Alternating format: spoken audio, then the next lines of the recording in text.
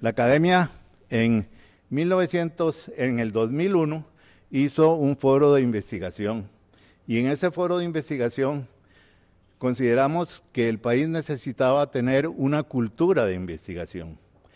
Analizamos el decreto que crea el CONIS, que es lo que había manejado las investigaciones hasta que la ley le prohibió, y consideramos que las investigaciones que se hacían en la caja tenían que tener una mayor divulgación, y que la investigación era una prioridad nacional que debía enseñarse en el posgrado, y que la caja debiera por lo menos dedicar un 1% de su presupuesto a la investigación. Después hacemos un foro en el 2012 sobre la educación médica, y ahí las conclusiones es que había una proliferación de escuelas de medicina y que no había un buen control entre el número de estudiantes que existía y las necesidades que tenía el país. Eso desde luego no fue tan malo, porque en realidad se crearon muchos médicos, pero así creció la población, entonces hasta el momento no ha sido problemático, pero empieza a ser problemático en el momento actual. Después, no estábamos opuestos a las universidades privadas, siempre y cuando estas universidades privadas fueran universidades de calidad, y que había que hacer unas normas más claras de las relaciones que tenían las universidades privadas con la Caja Costarricense de Seguro Social. Después hacemos en el 2003 otro foro sobre fortalecimiento del modelo de atención médica. Y en ese foro consideramos que el modelo de Costa Rica es un modelo único en Latinoamérica, y que la paz, la democracia de Costa Rica está fundamentada en ese modelo, que si ese modelo se altera, probablemente se va a alterar también la democracia del país. Además, no desconocíamos ya en ese tiempo que había problemas económicos dados por el cambio demográfico, que traía un cambio en la patología, y porque la tecnología se había hecho muy sofisticada y muy cara, y además estábamos atendiendo los pacientes que no cotizaban, y que el gobierno había decidido que iba a pagar por ellos, lo cual nunca hizo. Y además los gastos que teníamos por los problemas de la sala cuarta. Después, en el 2012, hacemos un foro sobre la atención primaria y la educación en salud, y ahí tenemos dos conceptos importantes: la promoción de la salud y la prevención de la enfermedad. Pero creemos que eso debe empezar desde la niñez, y por eso es que nosotros invitamos al ministro de Educación y parte de los miembros del ministerio para que asistieran con nosotros a ese foro. Además, encontramos que no había un adecuado uso de los recursos, que no se estaban empleando en las enfermedades que eran más importantes para el país, y que no había una coordinación eficiente entre los diferentes sistemas, entre las diferentes unidades del sistema, y que el uso de los medios de comunicación era muy necesario para educar a la gente sobre la población, sobre la salud. Después hacemos el foro en el 2013, el año pasado, y las conclusiones son estas: que creemos que la rectoría que tiene el ministerio no es adecuada, que el ministerio debe tener una rectoría diferente, más enérgica, que hay que hacer una adaptación, como habíamos dicho antes, al perfil demográfico y epidemiológico, que los EOAIS deben hacer una medicina familiar y comunitaria, y que no están haciendo una medicina familiar y comunitaria, que además no están siendo adecuadamente evaluados, y además integrar los diferentes niveles del sistema, y que debe haber, es decir, si existen casi 12,000 médicos en el país, y de esos 12,000 médicos solo 6,000 trabajan en la Caja Costarricense de Seguro Social, hay la mitad o un poquito más de la mitad que están afuera haciendo medicina privada. Entonces tenemos que coordinar con esa medicina privada y no satanizar esa medicina. Y la otra cosa es que debe haber un sistema único de informática médica.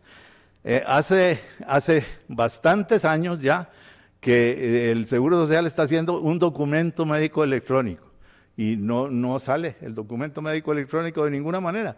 Y resulta que ya le cogió tarde, porque ahora en el momento actual ya no hay que hacer un documento médico electrónico, sino que lo que hay que tener es una informática médica que además del documento médico electrónico tenga resultados, tenga complicaciones, tenga una serie de cosas que son fundamentales para la toma de decisiones. Y finalmente, que debemos volver a estimular la investigación, que por ley no se puede. Entonces, a nosotros lo que nos preocupa en la academia es que nosotros estudiamos las cosas, hacemos tal vez algunas recomendaciones mucho mejores que algunas asesorías externas que le cuestan mucha plata al país y no pasa nada. No pasa nada porque ¿quién es el que tiene que hacer los cambios? Y ahí está el problema. Los cambios tienen que hacerlo, los cambios los deben hacer los políticos. Y hay un divorcio entre lo que los políticos piensan y lo que piensan los académicos y lo que necesita el paciente y lo que necesita el pueblo, que lo hemos visto manifestarse en todas las huelgas. Todos los días hay una huelga en el país, pero afortunadamente el pueblo de Costa Rica fue inteligente y entonces las últimas elecciones se está demostrando que es decir, que hay que cambiar y que hay que cambiar de una manera diferente. Ahora, ¿cómo es que nosotros podemos convencer a la gente de ese cambio? Sencillamente con comunicación, comunicación y comunicación. Esa es la palabra que hay que hacer y esa es la palabra que hay que usar. Dice, en un mundo como el que estamos viviendo, yo tengo una nieta que está estudiando en Nueva York, me contaron ayer que había habido una bomba en Nueva York, hice un clic a mi teléfono y la vi en mi teléfono, estaba perfectamente bien, no había pasado nada. Bueno, si hay esa comunicación, ¿por qué no lo usamos? Pero, ¿cómo lograrlo? Y la manera de lograrlo es comunicación, comunicación y comunicación, pero más chiquita. Es decir, dejar de tener posiciones extremas y rígidas. Y yo creo que el país, es decir, la última votación está demostrando un poquito eso. Ahora, ¿qué ha hecho la academia para poder resolver ese problema? Ha creado esta página, apréndasela bien, Acanamed, la página de acanamed.com, en cualquier lugar la pueden accesar y con eso ya tienen ustedes la página la pueden ver, esta es la página, y vea cómo se ven las conferencias. Incluso esta conferencia se está viendo en tiempo real, de la manera que como la vamos a poder ver en este momento en unos segundos de...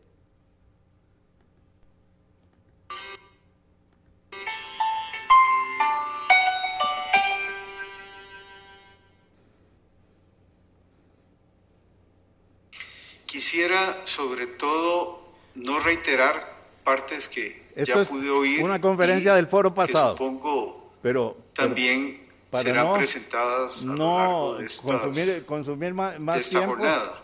Nada más vamos a mostrar eso, y eso lo hemos podido lograr, ¿cómo? Lo hemos podido lograr a través de estos patrocinadores que nos han dado y nos han permitido financiar la academia, y esperamos tener muchísimo más. Pero la academia está preocupada porque en el país existe un problema muy serio, que es que todo el mundo quiere buscar la perfección absoluta, y la perfección absoluta inmoviliza. Y el ejemplo más claro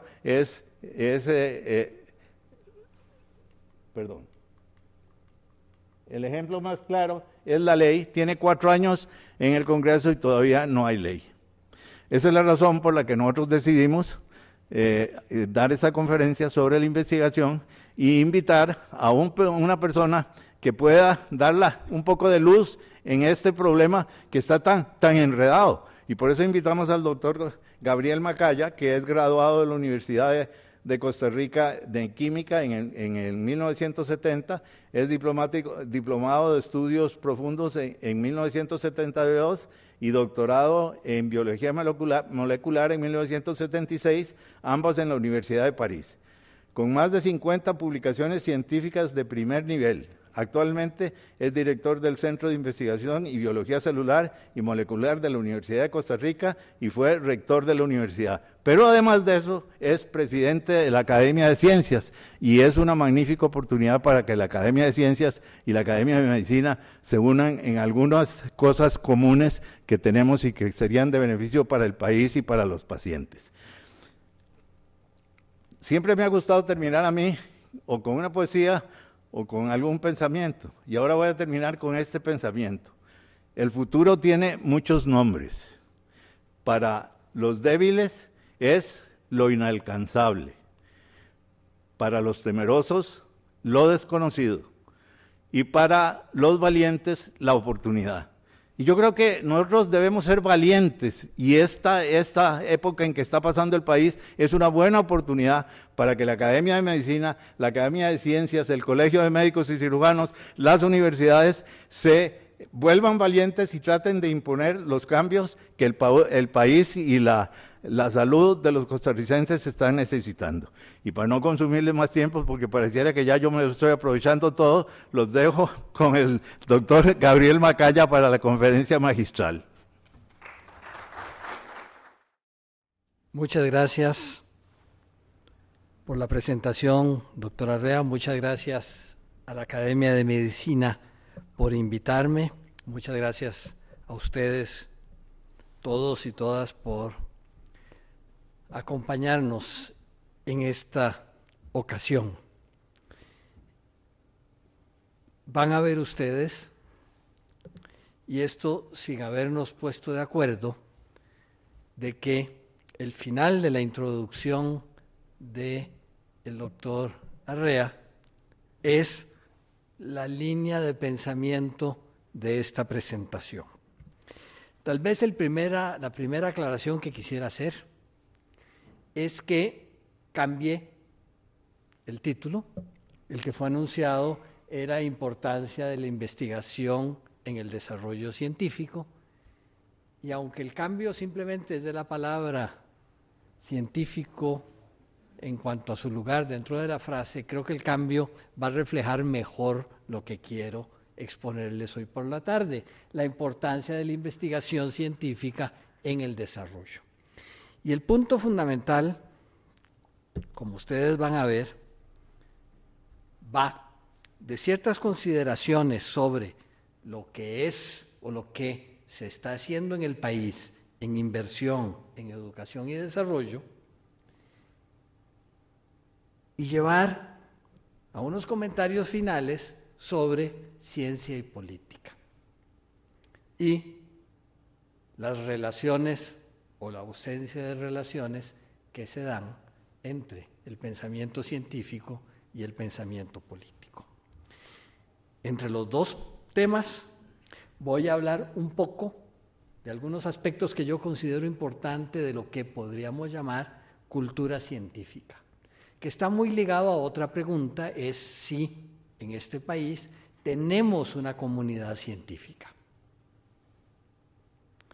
Luego haré unos comentarios generales sobre ciencia y sociedad desde una perspectiva muy amplia, y en este capítulo de ciencia y sociedad veré con ustedes desde una perspectiva histórica lo que han significado las academias de ciencias, de medicina, en el desarrollo de la ciencia en el mundo, y cómo estas academias están llamadas a jugar en este momento histórico un papel fundamental.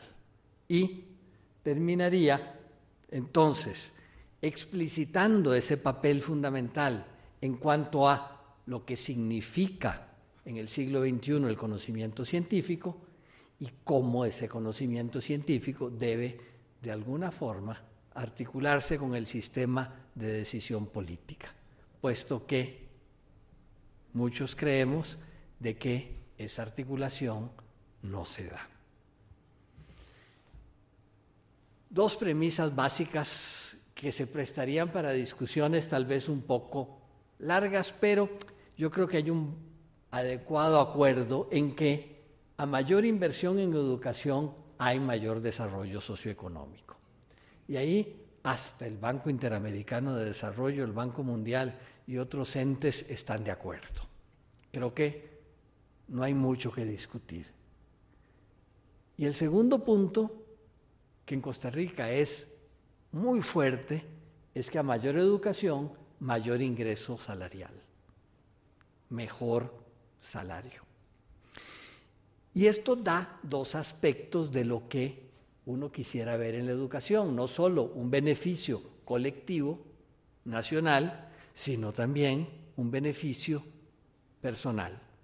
Y es del equilibrio de esos dos beneficios en donde se da el desarrollo. Si vemos la inversión en educación, y podemos verla por cuánto del Producto Interno Bruto se dedica a educación, en Costa Rica el año pasado fue una cifra cercana al 7%.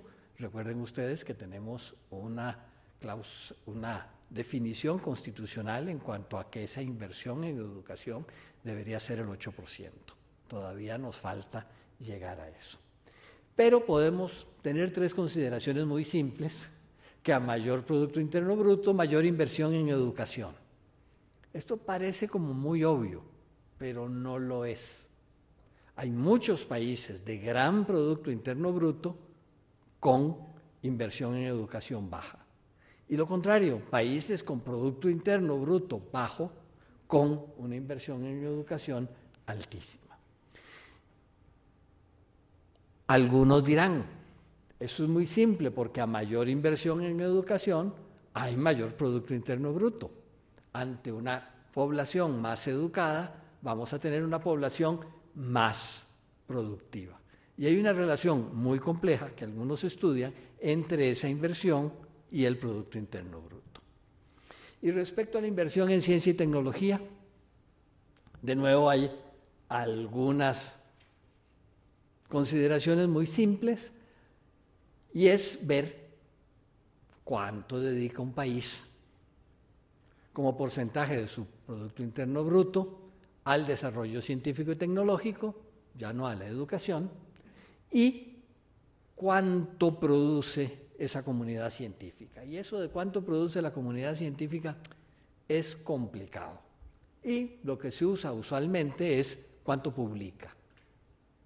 Entonces, con el insumo como inversión, ¿qué producto tenemos? Ahí tienen ustedes algunos países y lo que dedican, los datos son un poquillo viejos del 2008, pero son datos que están disponibles en la red, y vemos que desde países como Israel, que es el que en el 2008 más invirtió en desarrollo científico y tecnológico de su Producto Interno Bruto, más del 4%, hasta países como Costa Rica o México, que invierten 10 veces menos. Y en Costa Rica esa inversión de alrededor del 0,4% ha sido la misma desde hace 4 o 5 años. No hemos progresado. Pero vean ustedes que el promedio de inversión en ciencia y tecnología en América Latina y el Caribe es de 0,6. Aún estamos por debajo del promedio en América Latina y el Caribe, promedio dictado en gran parte por la inversión que hace Brasil, que ya es mayor al 1%. Hay recomendaciones muy viejas de la UNESCO que dicen que un país para salir del subdesarrollo debería invertir, o que hay un umbral que vencer del 1% para poder salir del subdesarrollo y comenzar a considerarse un país emergente. Ven ustedes allí Brasil, España, China, Canadá, la Comunidad Europea, alrededor del 2% en el último año, los Estados Unidos de América, con valores bastante más altos, Japón, pero Israel marcando la pauta. Si nosotros vemos la relación entre el índice de desarrollo humano, y ustedes saben que Costa Rica está entre los países de índice de desarrollo humano alto, y la inversión en ciencia y tecnología o investigación y desarrollo como porcentaje del PIB, podemos ver que el porcentaje que dedica Costa Rica es además un porcentaje muy bajo para el índice de desarrollo humano que tiene. deberíamos tener valores por lo menos 3 veces más grandes. Podemos hablar en nuestros países y en Costa Rica en particular de una cultura científica y qué elementos tiene esa cultura científica. Y ahí yo propondría que habláramos de algunos retos que son los que debemos enfrentar para desarrollar esa cultura científica. El primero es hacer de la ciencia un componente fundamental de nuestra cultura ciudadana. En Costa Rica ese elemento está prácticamente ausente. Fíjense ustedes que los otros componentes de la cultura, y ahí quisiera ser muy inclusivo, sí están presentes en Costa Rica y están bien desarrollados.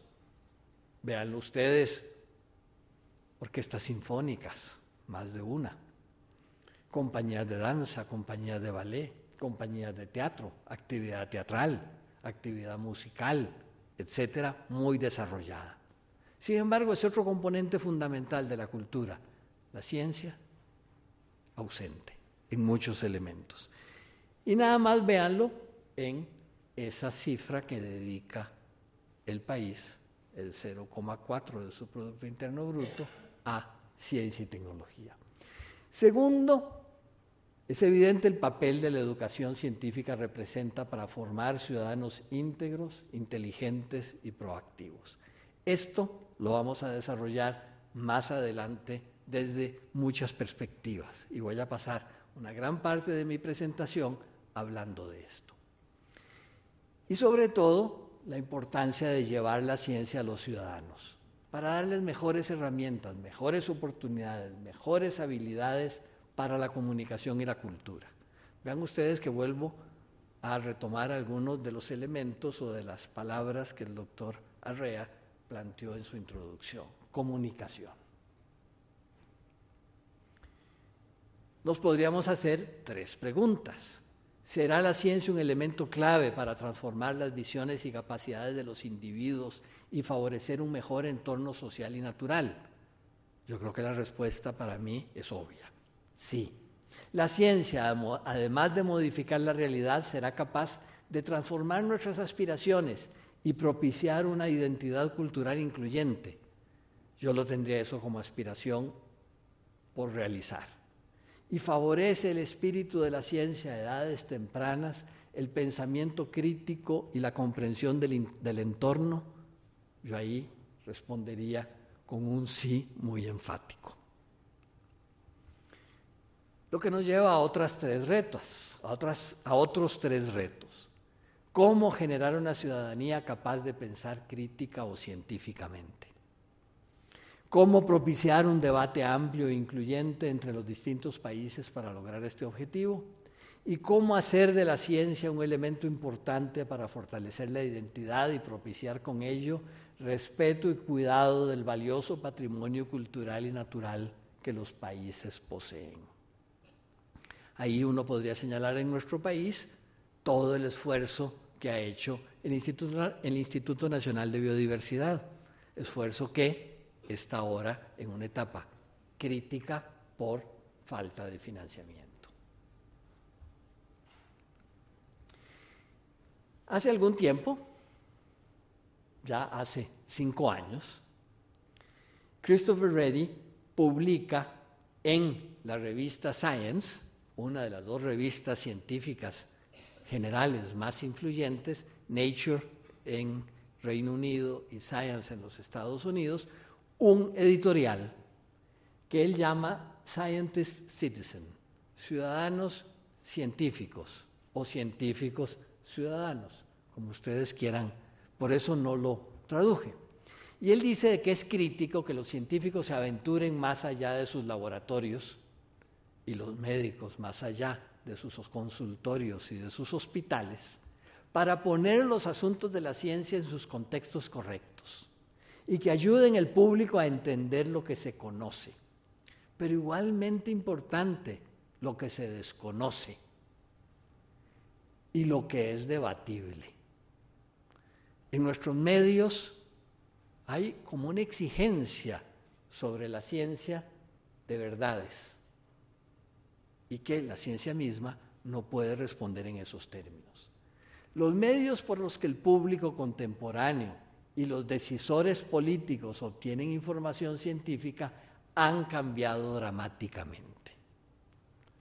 Si es que los políticos obtienen información científica, y eso lo veremos más adelante.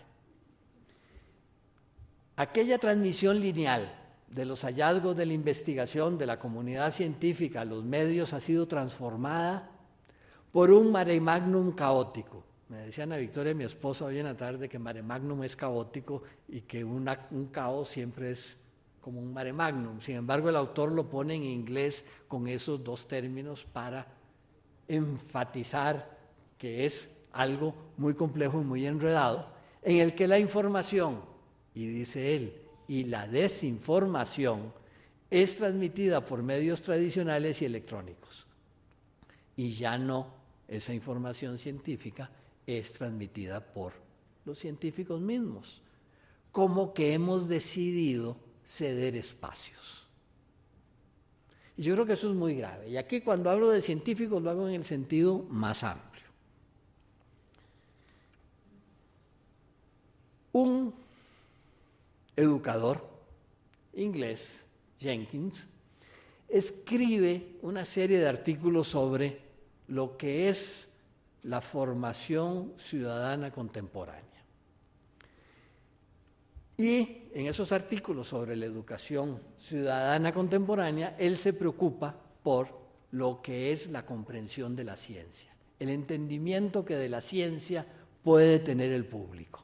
Y dice él que los estudios de la comprensión de la ciencia por el público en general sugieren que para lograr una ciudadanía científicamente alfabetizada se necesita más que una reforma de los currículos de ciencias, cosa que se está haciendo en Costa Rica y a donde la Academia Nacional de Ciencias de Costa Rica ha participado muy activamente, aunque la importancia de una tal reforma, por lo tanto, no se puede subestimar, pero hay más que eso. Y ese más que eso viene de que cada vez más, como ciudadanos, necesitamos de decisiones informadas y reglas claras de la democracia, ya que cuando es necesario, los ciudadanos construyen a partir de las fuentes que les son accesibles cuerpos sincréticos de conocimiento práctico, bien adaptado a situaciones cotidianas específicas. Es importante señalar, por supuesto, que aunque este conocimiento práctico puede ser adecuado en varios contextos, este mismo conocimiento puede en otras circunstancias ser engañoso y hasta peligroso. Y vean ciertas cosas muy simples mediante las cuales nosotros enfrentamos la realidad. Ahora que se ha vuelto tan común travesear computadoras y nos dicen continuamente, mire, tengan cuidado, eviten descargas electrostáticas sobre la computadora que puede dañar sus circuitos. Antes de tocar el interior de la computadora, toque usted algo que esté conectado a tierra para que su carga se descargue. Y eso ha llevado a que el número de computadoras dañadas es cada vez menor. Esto en los países húmedos como el nuestro es poco importante, pero en los países secos es crucial. Sin embargo, ese concepto que se está usando de carga electrostática y de conectarse a la Tierra para descargarla es totalmente acientífico. No tiene nada que ver con la realidad de la teoría electromagnética, pero funciona. Y así uno puede ver esas construcciones que continuamente estamos haciendo y que no debemos dejar de lado. El agricultor, que durante siglos ha ido acumulando datos para gestionar sus cosechas, lo hace de una manera generalmente poco crítica. Sin embargo, hay una acumulación de conocimiento que es importante tomar en cuenta. Me encontré una cita del doctor Ruy Pérez Tamayo, patólogo mexicano y personaje importante en Costa Rica con la creación de la Facultad de Medicina de la Universidad de Costa Rica. Él en su currículum, y eso yo lo comprobé, pone profesor fundador de la Escuela de Medicina de la Universidad de Costa Rica. De modo que él asume ese papel seriamente. Y dice que si existe una comunidad científica fuerte y progresista dentro de la sociedad, el espíritu científico se va a difundir no solamente a partir de cursos, convenios y programas, sino también por medio de la convivencia cotidiana del ciudadano. Y esto no debemos tampoco olvidarlo ni dejarlo de lado. ¿Y qué es esa formación científica? Bueno, es adquirir el conocimiento científico, es comunicar ese conocimiento y a partir de eso desarrollar nuevas destrezas, entonces mediante formación e información. Aquí meto una cuña larga y es importante dedicarle tiempo para verlo desde una perspectiva histórica. Hay un momento fundamental y que coincide más o menos con ciertos cambios en el conocimiento científico, en el que la ciencia, como dicen varios autores, se hace pública. Deja de ser un proceso del dominio del sabio a comenzar a hacerse parte de un proceso público, en el sentido exacto de la palabra. Y esto lleva o parte de ciertos conceptos como el del Parlamento de Científicos. Las generaciones que producen los grandes hombres de ciencia de los siglos XVI y XVII necesitaron nuevos foros científicos para reunir los conocimientos y para desarrollar las verdades descubiertas por individuos para el enriquecimiento mutuo y para otros descubridores en otros países.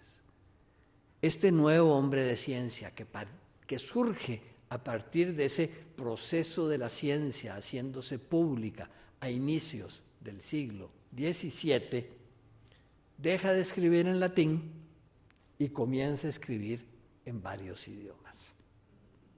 Proceso que no ha terminado hasta el momento, aunque algunos pretenden que el inglés es el nuevo latín. Vamos a ver que es más complicado que eso.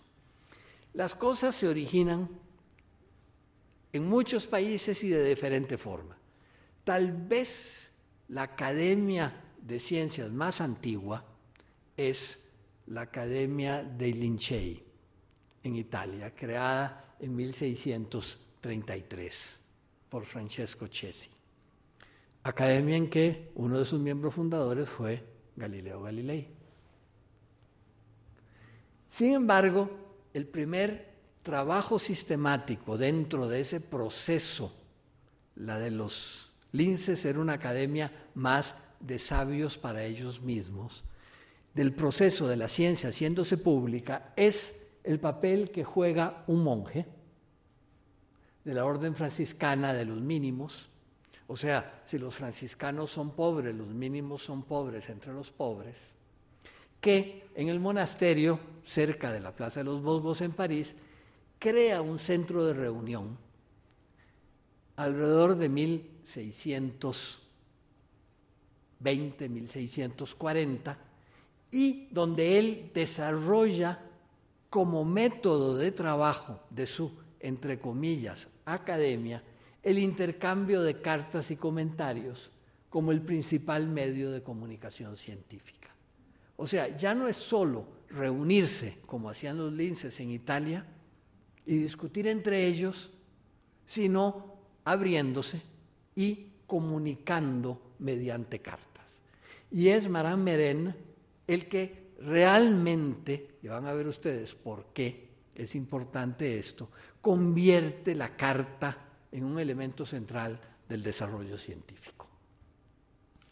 Esto lleva a la creación en 1664, y vamos a ver que es casi contemporáneo de la revista científica más importante en la historia, el Journal des Savants.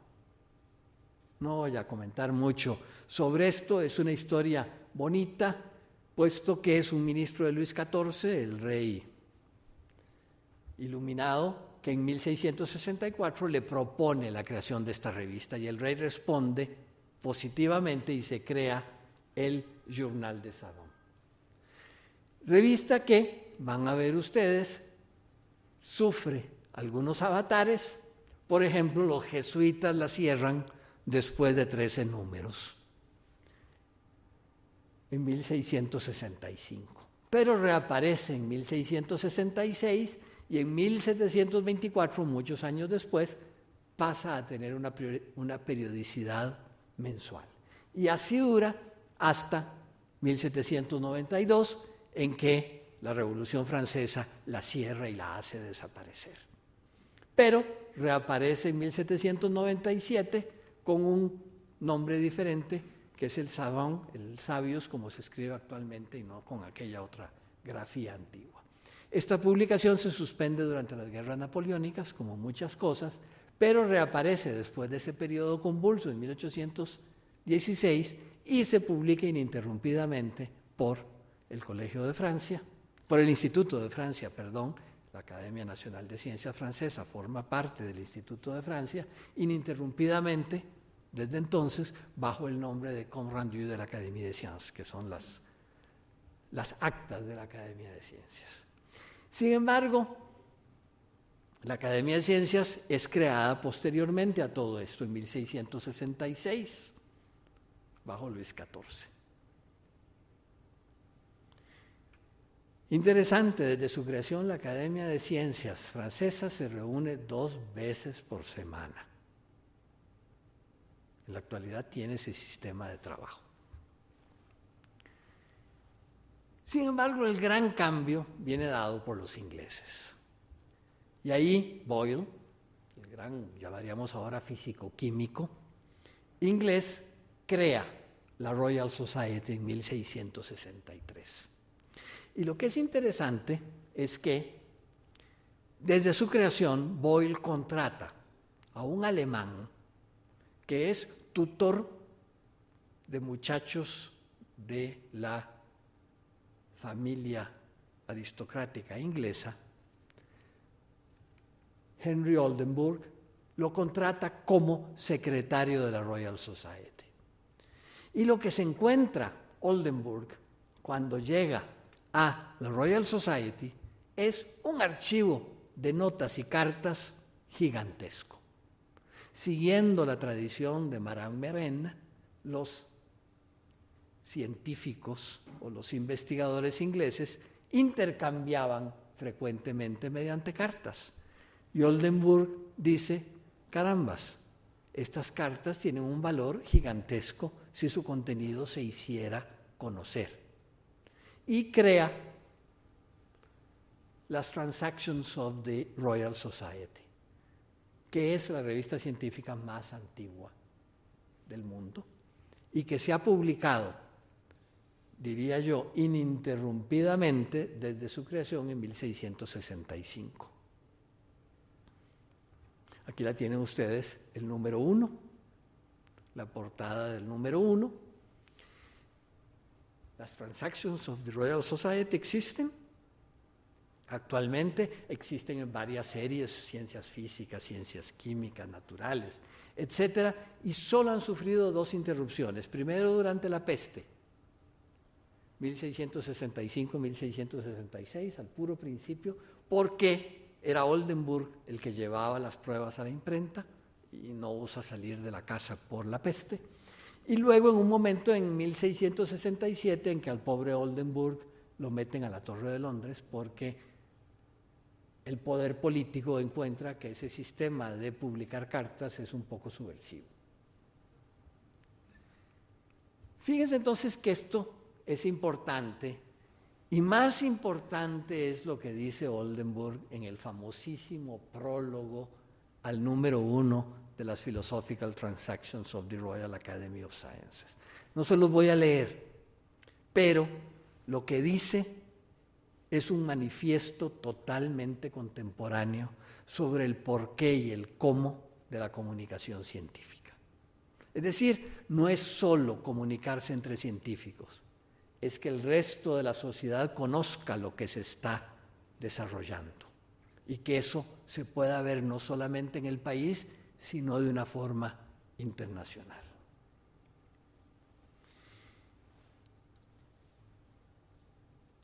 Sin embargo, esta comunicación científica tiene problemas muy importantes. Y en este libro muy provocador de un físico teórico francés, Jean-Marc Lévy-Leblond, que se llama La velocidad de la sombra, en que parte en ese libro de un hecho muy simple de entender. Se dice que más veloz que la velocidad de la luz no hay nada en el universo. Sin embargo, él dice, vean la sombra de un árbol al amanecer. Cuando el sol está en el horizonte, ¿qué tamaño tiene la sombra del árbol? Infinito. Sí, dejemos de lado la curvatura de la Tierra y todo eso. Pero fundamentalmente la sombra es infinita. Un segundo después, cuando el sol se ha levantado sobre el horizonte, la sombra se achica. Hasta que al mediodía esa sombra es prácticamente inexistente. La velocidad con que esa sombra disminuye de tamaño es infinita, puesto que pasa de infinito a cero. Entonces, la velocidad de la sombra es mayor que la velocidad de la luz. Y de ahí parte a hacer una serie de consideraciones sobre cómo ocurre el proceso de transmisión del conocimiento científico. Y él parte de algo que es importante. En el mundo actual ya no es tanto compartir la información, sino lo que es importante es compartir la ignorancia. Y parte de algo muy simple. La ciencia actual ha hecho que cada vez el científico conozca menos de la ciencia, salvo algunos ejemplos meritorios que existen de grandes conocedores de todos los ámbitos de la ciencia. Eso existe cada vez menos. Y cada vez más el otrora sabio es un hiperespecialista. Y entonces lo que finalmente está transmitiendo es su ignorancia de todo el resto. Los otros dos puntos no los voy a tratar de tocar ahora, pero se pregunta Lévy-Leblond si es posible conocer la ciencia como un todo. No. Si es posible comunicar el conocimiento, sí, si tomamos en cuenta que más que transmitir el conocimiento, transmitimos la ignorancia, puesto que la gran paradoja es que los especialistas son cada vez más sabios en su especialidad y más ignorantes en el resto. Y eso lleva a que es indispensable una cierta cultura científica para una nueva ciudadanía. Y esa nueva cultura científica nos obliga a dos cosas: a saber cómo saber, a seleccionar y a criticar, a saber leer. Una cosa muy importante, y formar para lo imprevisible. Eso lleva a ciertos conceptos, algunos muy gastados: alfabetización científica, la importancia de la enseñanza del método científico, las modas del aprendizaje indagatorio, que la manera de aprender la ciencia es experimentando, el desarrollo del pensamiento crítico y nuevo, insisto, en la necesidad de formación científica para una nueva ciudadanía. Pero nuestros jóvenes, o los jóvenes del mundo, ¿qué actitud tienen ahora frente a la ciencia y la tecnología? Y aquí hay un proyecto que desarrollan unos nórdicos muy importantes que se llama el proyecto ROSE, Relevance of Science Education. que es un proyecto comparativo, transcultural de las visiones y percepciones, actitudes, valores, intereses, planes y prioridades en relación con la ciencia y la tecnología. Se ha hecho en 24 países europeos, africanos y asiáticos, pasando encuestas sistemáticas en jóvenes de 15 años. Más de 1.000 jóvenes en cada encuesta son encuestados por país y los resultados periódicamente se recopilan en informes en la red. Y es interesante ver los resultados y rápidamente vamos a ver algunos.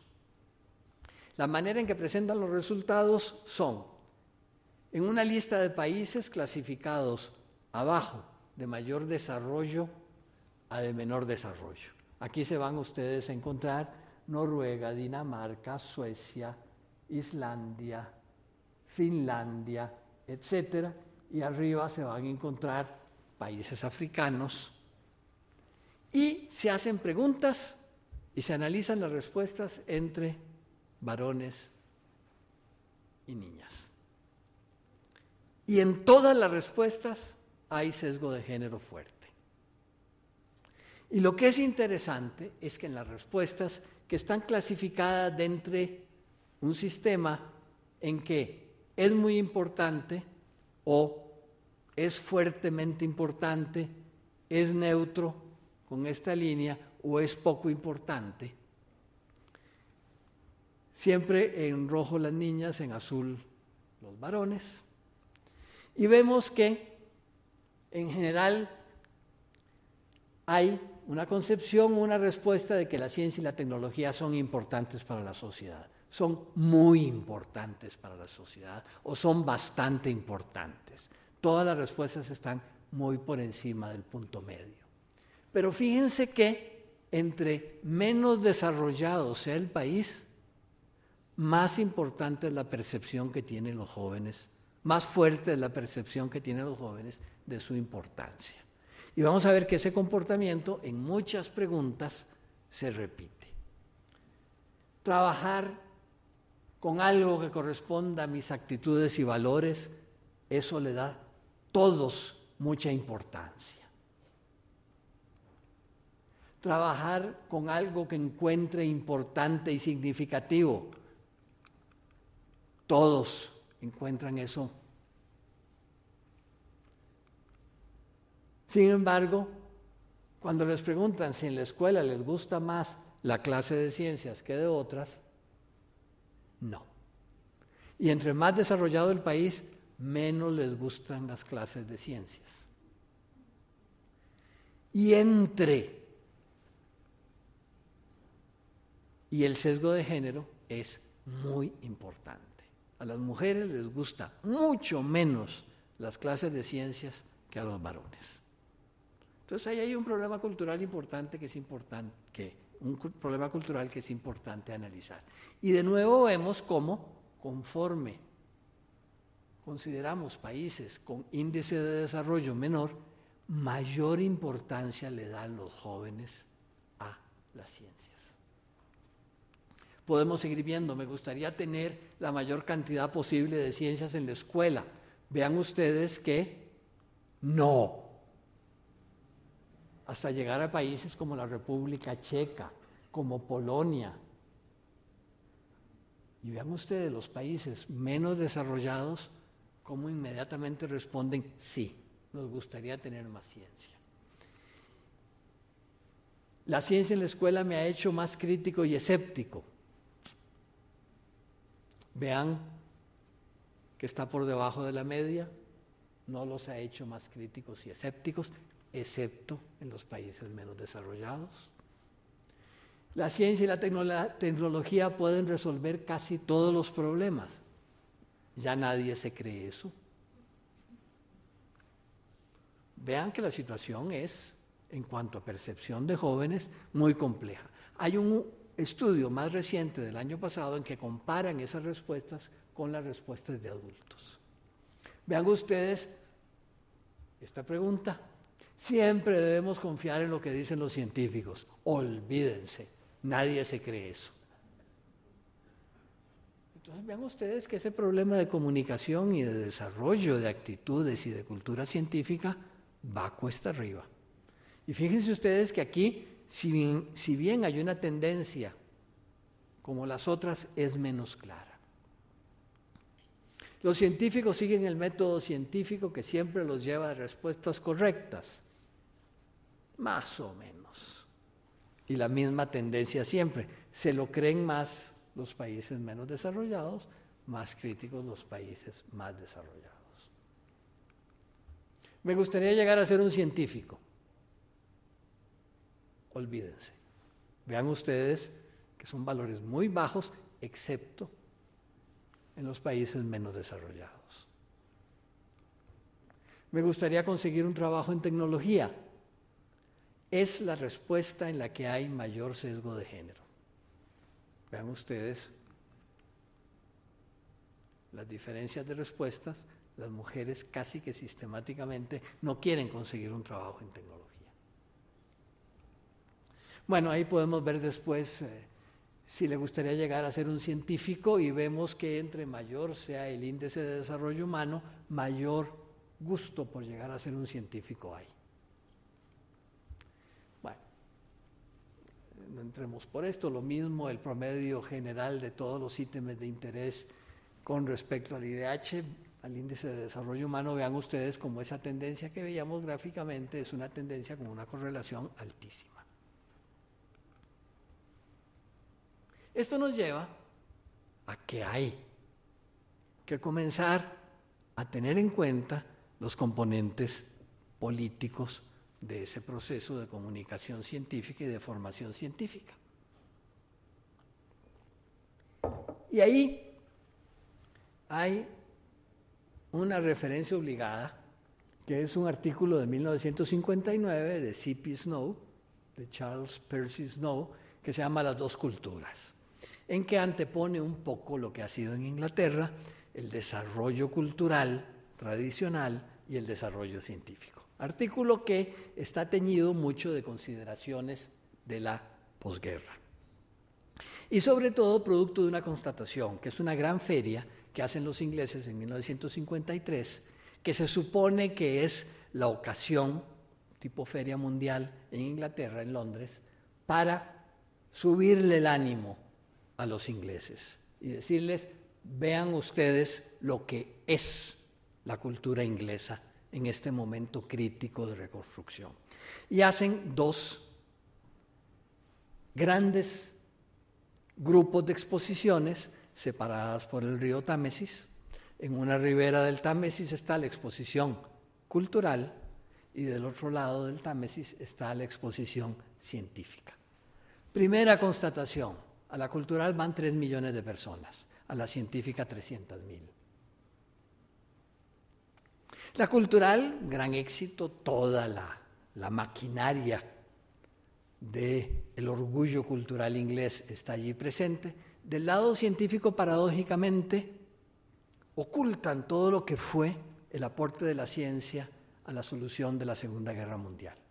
Y un descubrimiento muy particular, que fue determinante para el fin de la guerra, que es el radar. No se habla del radar, que es el gran aporte inglés como tecnología en ese momento que ayuda a finalizar la guerra. Y de muchas maneras la exposición en la parte científica evita los temas políticos. Y C.P. Snow dice, no, mire, esto no es así. No podemos ignorar las cosas simplemente por un prurito muy particular.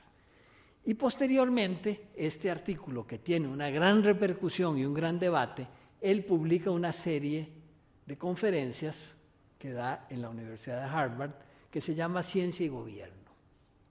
Así como este artículo es citado, este otro es olvidado aún por los detractores.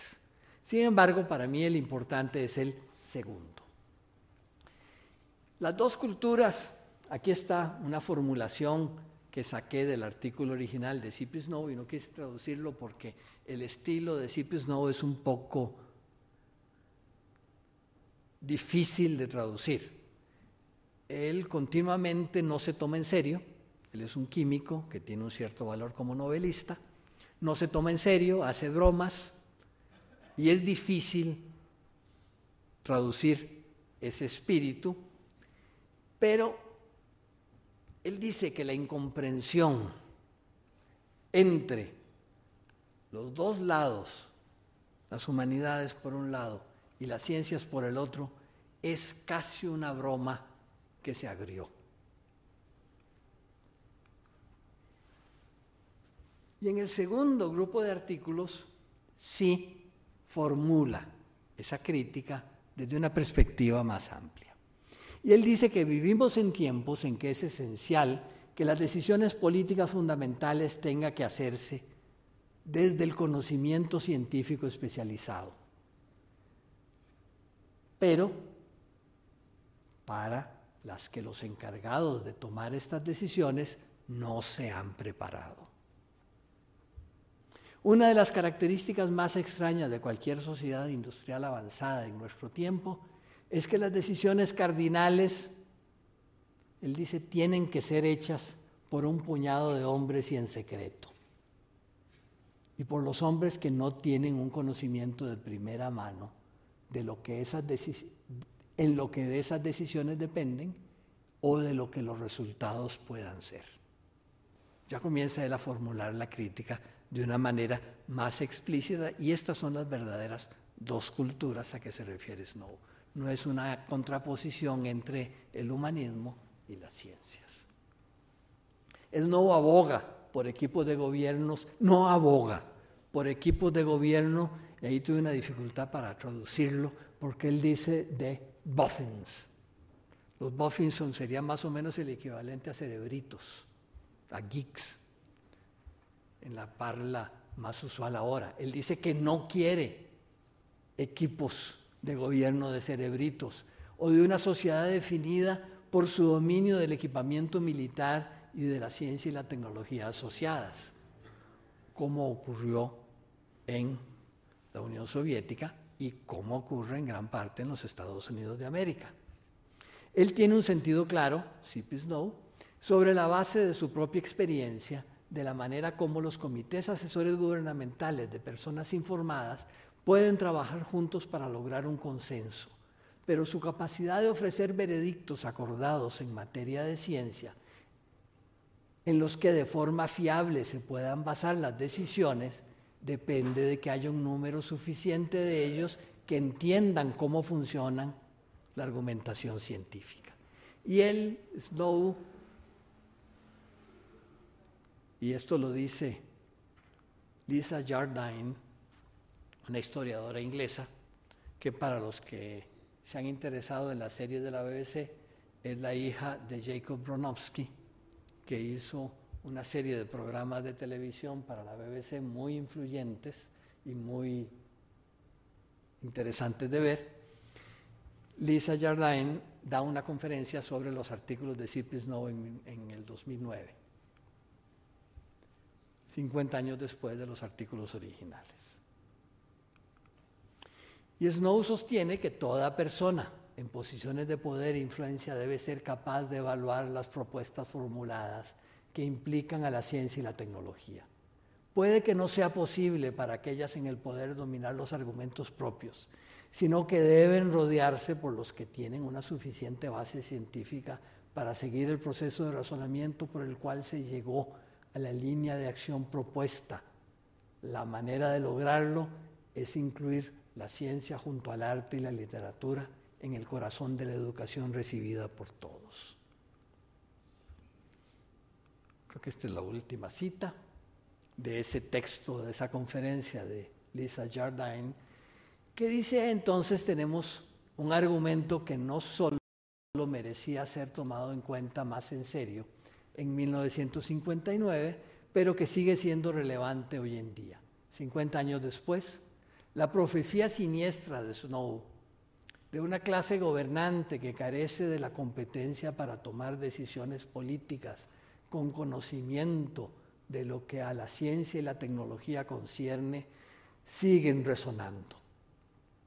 En los debates científicos sobre los cultivos transgénicos, la energía nuclear y el cambio climático, el público en general, e incluye a los gobiernos y administradores de alto nivel, se han mostrado susceptibles a dejarse llevar por el más persuasivo de los asesores o grupos de interés, porque no son capaces de juzgar por sí mismos o bien de la solidez de los argumentos científicos o de los datos que los apoyan. Esto se me parece mucho a la Costa Rica contemporánea en muchas cosas. Y ya lo decía de alguna forma el doctor Arrea en su introducción. Y yo quisiera terminar poniendo de relieve entonces la importancia que ciertos órganos colectivos, como son la Academia de Medicina, como es la Academia de Ciencias, como son otros grupos, estamos llamados en este proceso a jugar un papel importante. No es un papel entonces de que ojalá que el ministro de Ciencia y Tecnología sea un científico activo. Sí, ojalá que así lo sea. No es que el ministro de Salud sea un salubrista público del mejor nivel, ojalá que así lo sea. Pero nada sacamos con que lo sean si alrededor de ellos en los procesos de formulación de políticas y de toma de decisiones no hay una conciencia de lo que el conocimiento, la ciencia, la tecnología juegan en esta sociedad contemporánea. Y es necesario entonces que las falencias personales sean suplidas por cuerpos colegiados que sean capaces de aportar lo que los políticos en lo personal no tienen, no pueden tener o no quieren tener. Muchas gracias.